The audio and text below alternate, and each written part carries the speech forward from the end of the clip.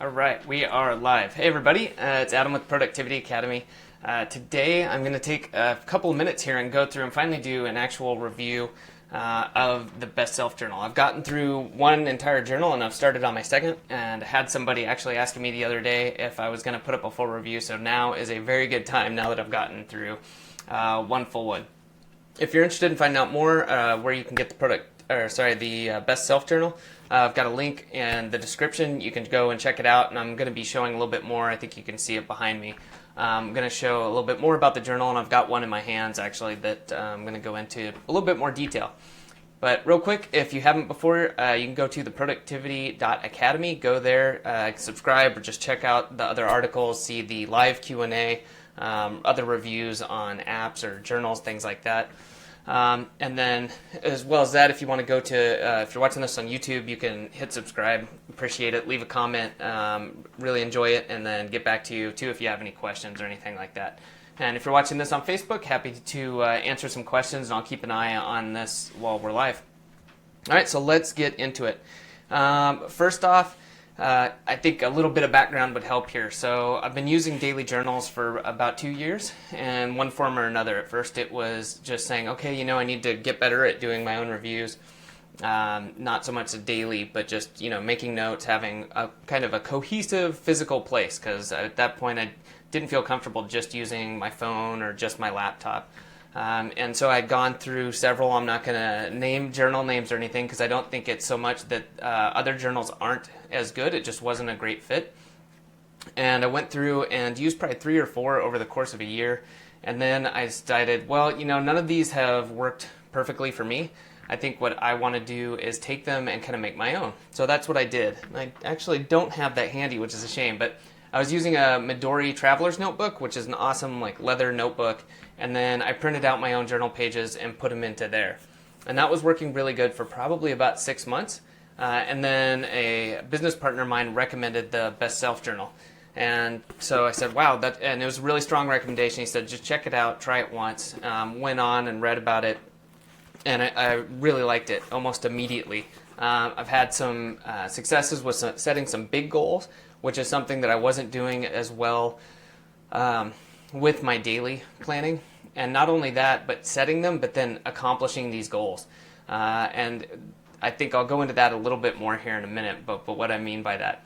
But I've actually seen real changes from actually just using a different planning book, which would be the Best Self Journal, and then the changes coming from that. And just a lot of good things have come out of it. I've gotten better at my daily planning. I've attacked a lot more goals, and then it's given me a lot of focus and helped me really clarify what it is I want to be doing. So let's see. If I had to go into the highlights of this, looking at my notes here, obviously, I made a few notes about what I think are the highlights and what the real pros are about using this. Like I said, I think the big goal setting is something that we can overlook. Or we can just put I want to accomplish this, amazing thing, but then it stops there because we tend to get lost, or we look at it as even subconsciously wow, that's a really big project. I don't even know where to start. So you know what? Instead, I'm going to do this little task down here that isn't even related to my main goals, but I know I can do it, so I'm just going to do that. All right. And I would call that productive procrastination. You're doing something. But it may not be what needs to be done to get that big goal taken care of. So in the background here, I'm going to shrink my picture down here so everyone can see. And this is really cool too. They offered the PDF. You can go to the website. I'll put the link in here. You can get the PDF. So let me scroll through here and find this.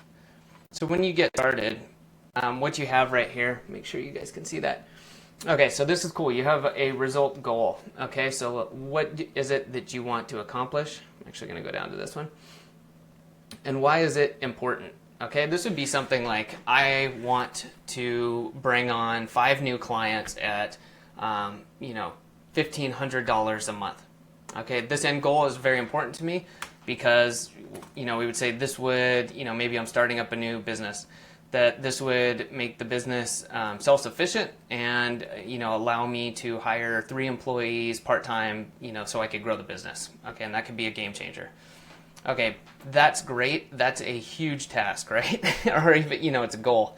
So you would look at this and say, well, what are the three things I can do that will get me there? Okay, so everything starts supporting upwards. So progress goals. Well, if I want to bring on 5 clients, in 90 days or 13 weeks, what are the three things? And you break that down. So maybe one of them is I need to implement a cold call or prospecting plan. Okay, I need to lay out a sales funnel, and I need to,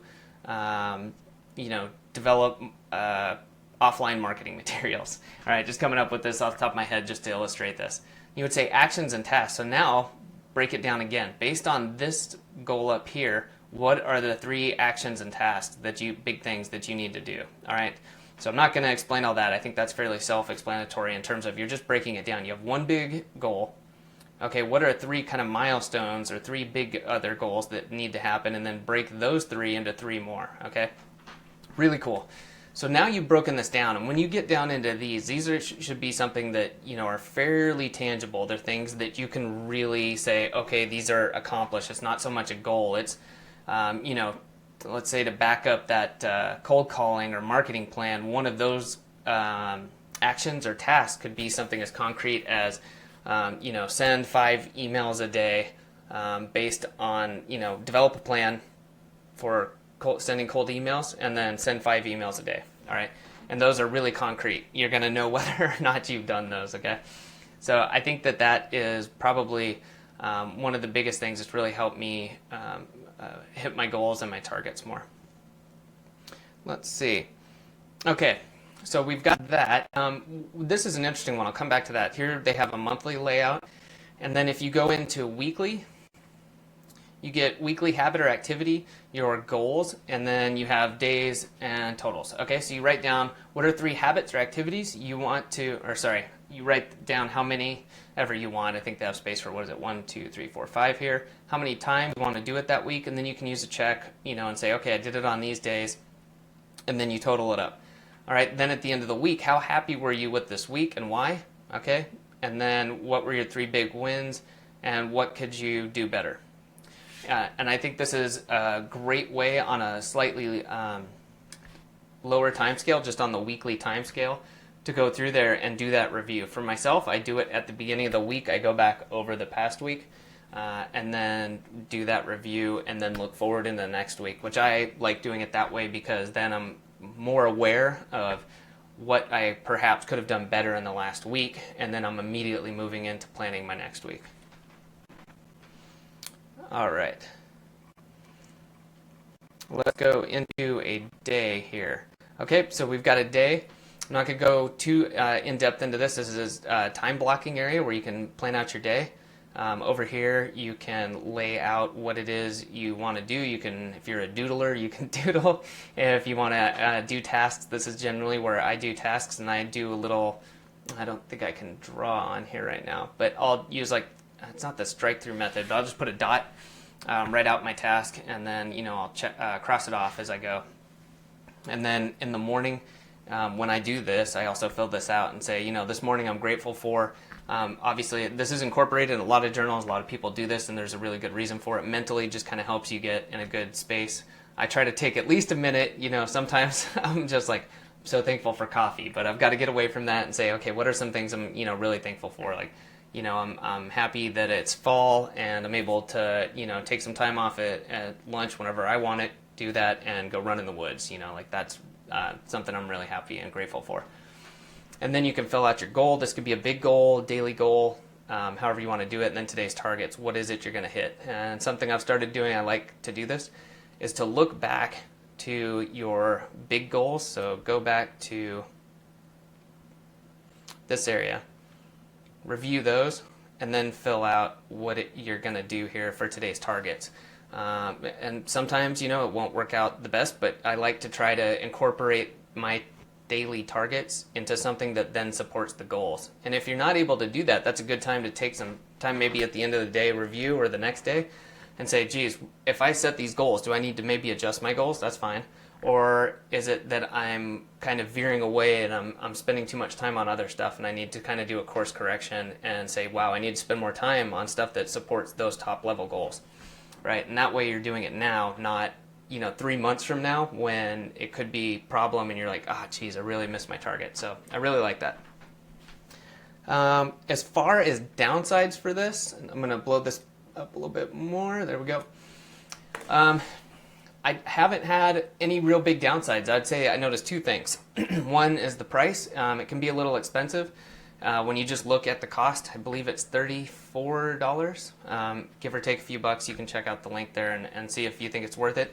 And immediately I was like, wow, that seems kind of expensive. But then when you think about it in terms of what it can help you accomplish, it's really a no-brainer. I'm never going to tell people to spend money on stuff they don't have the money for. But if you can skip a few coffees and grab yourself one of these notebooks, then I think it pays for itself, in a few weeks, if not, over the 13 weeks you're going to use it.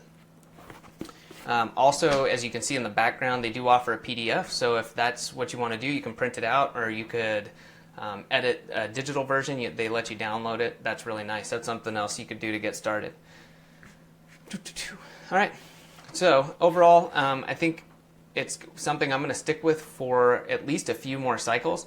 I really like it. I haven't had a reason to change, which is pretty cool. I've really enjoyed using it. It's nice to carry around, and I've talked about this with the Midori journal before. I'm definitely more of a function over form. If something works, I'm going to keep using it, but I'm not going to lie. It's kind of nice looking. I like it. It's blue, it's yellow, it's really clean on the inside until I get a hold of it and mark it up. But and then on the first one you get too, it's really nice. It's got an explanation on the inside of all this stuff, and you can see it in the PDF too, of talking about what is the roadmap, how should you start filling this stuff out, what does some of this mean. So I think you find that really handy. But remember too that this is a journal. It's a piece of paper. It's a book. All right, you've got to do the work, or it's not going to, do anything for you.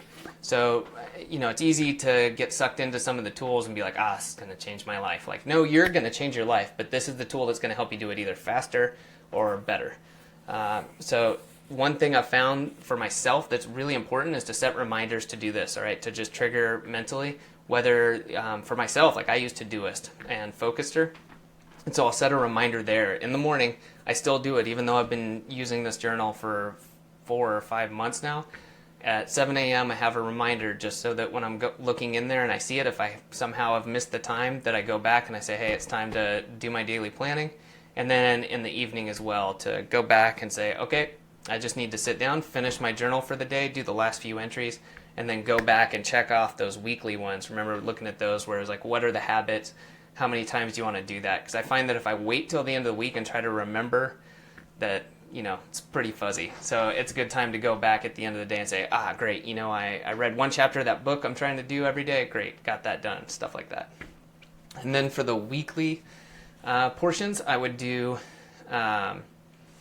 set yourself another reminder. I'll leave that up to you. I prefer to do it at the beginning of the week, like I said, so that, let me shrink this down and go back to that. So like these weekly areas, I do that at the beginning of my week in terms of, obviously I fill out the week I'm on, but then I go back over this past week and fill out this area. So that then I can carry those thoughts and ideas into my next week. So, alrighty. I think that'll do it. The one thing I did want to touch on real quick is a monthly. If other people have really good ways of doing this, I haven't found this to be super helpful, but that's me. As far as monthly planning, I just haven't found a good way to do this that's really helpful to myself. So if anyone else has, ways of doing, a monthly type of planning at this level, in this small of an area that has been really beneficial, or you find, like I write this one type of thing, or, I just set this one reminder to do something and then I use it for X, Y, or Z, be happy to hear it and share it with everybody. I think that'd be great. So that's about it. So I highly encourage you, if you haven't checked it out, at least check out the PDF. Like I said, it's free. You can find it on their website. If you're serious about putting it to use, go grab yourself one, get it shipped. They ship fast, like 2 days. Get it and start using it. And please set yourself a reminder. Help yourself use this. Do a phone reminder. Grab, your phone.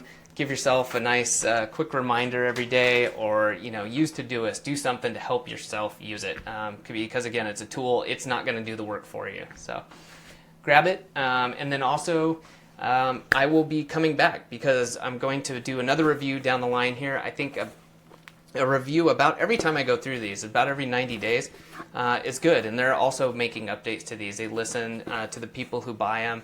And as they move forward, I know they incorporate some new stuff. So I think going over this, as well as anything that I do additionally or anything I see lacking, or maybe something that I can add to it, would be something worth sharing. So thank you very much for watching. And if you have any questions about the journal, about how I use it, or about how you could use it, feel free to post a comment and be happy to let you know. Thank you.